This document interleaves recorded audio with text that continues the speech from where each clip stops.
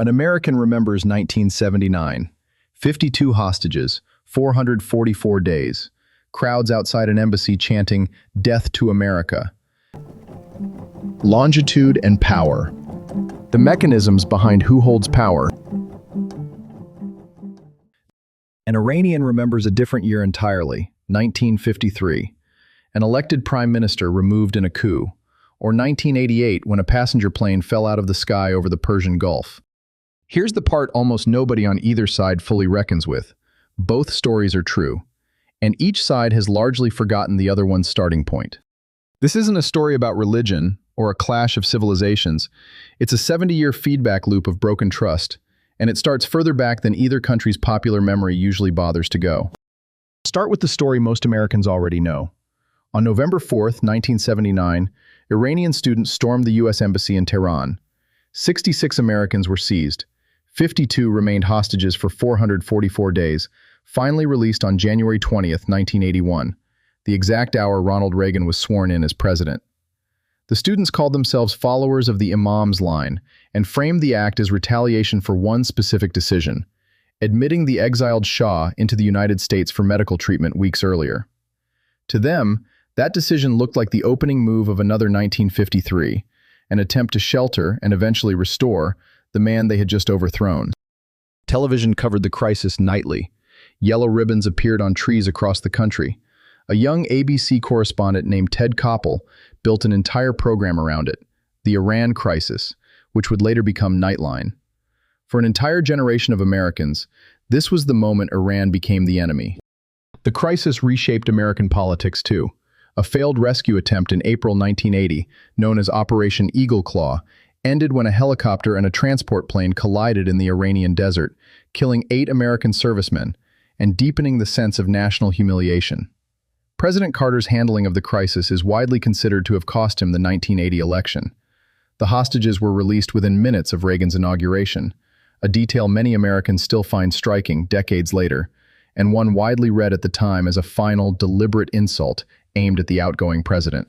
So why would a crowd of ordinary students already hate the United States enough in 1979 to do something this drastic? Nothing about 1979 explains 1979. The rage was already there, fully formed, 26 years old.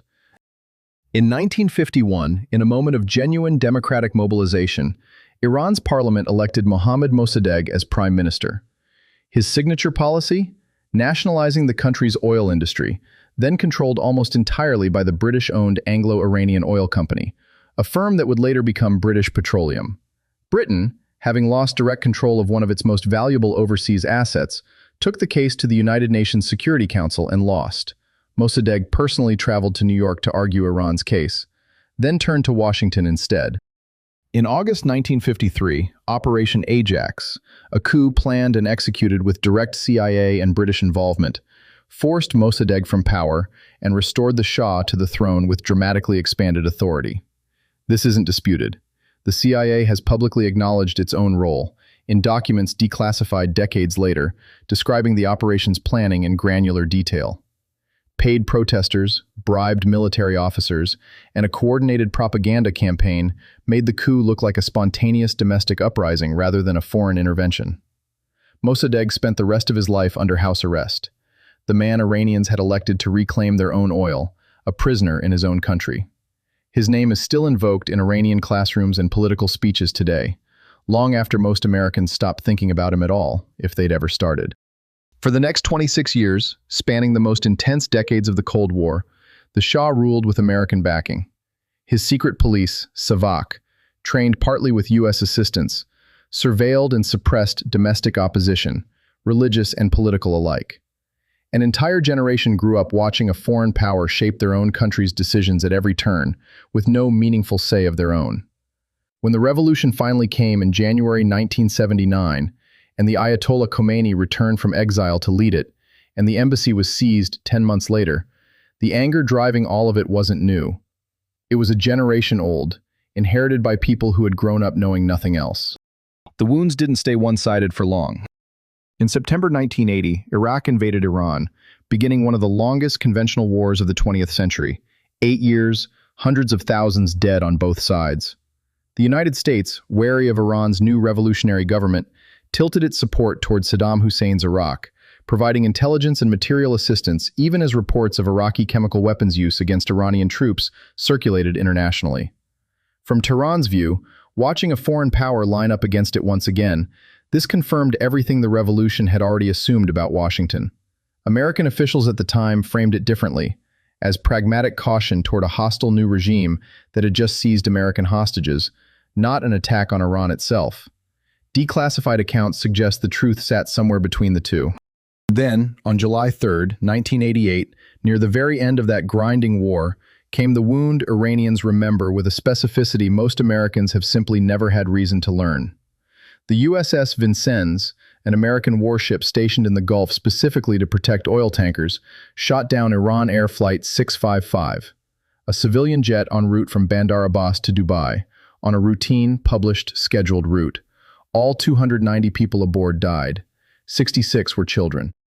The American account: the crew mistook the airliner for an attacking F-14 fighter jet, a tragic error under the pressure of an active war zone, compounded by radar data later described as misread under significant stress. Iran's account, held by many to this day, it wasn't a mistake at all given the flight was climbing rather than diving toward the ship, transmitting standard civilian identification signals throughout, on a published, scheduled route it had flown many times before. This video isn't going to claim certainty either way. What's not in dispute is what happened next.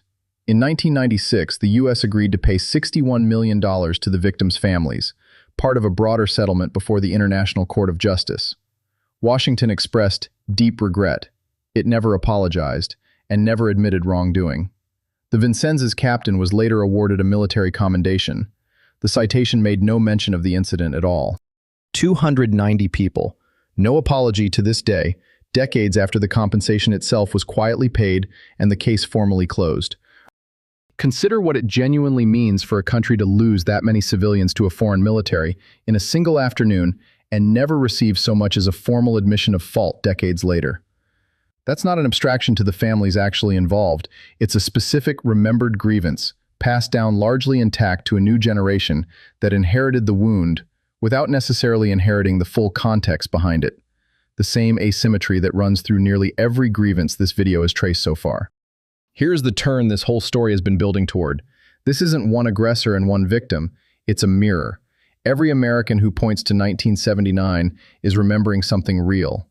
Every Iranian who points to 1953 or to 1988 is remembering something equally real. Each country's defining wound is the other country's forgotten footnote.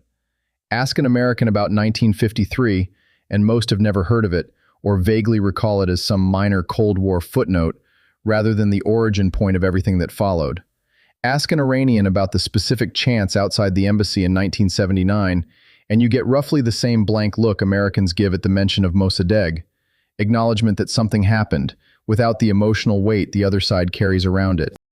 Put the two memories side by side, in full, and a considerably different picture emerges than either country's own domestic politics typically allows for. Not one villain and one victim. Two countries, each carrying a real wound the other one inflicted, each certain their own wound came first. And that framing rarely survives contact with domestic politics on either side, since a simpler story of pure victimhood wins elections far more reliably than an honest, complicated one ever could. That mutual amnesia isn't an accident. It's the mechanism keeping this alive. 1979 only makes sense as a reaction to 1953. The hostage crisis wasn't the start of a war. It was retaliation for one that had already been running, quietly, for a quarter century. So which country actually started this? The honest answer is that the question itself is the trap. Both sides are answering it correctly, from inside their own half of the story. Lay the sequence out end to end. Coup, repression, revolution, hostage crisis, tilted war, shoot down, and the pattern becomes almost mechanical. Nothing about this history required religious hatred or civilizational difference to explain it. Ordinary grievance, repeated and compounded for 70 years, was more than sufficient on its own. If you've been with this channel for stories like this before, you already recognize the shape of it. History that looks ancient or inevitable, until you trace it back and find a specific, forgotten beginning. That's exactly what we do here, and there's more of it coming.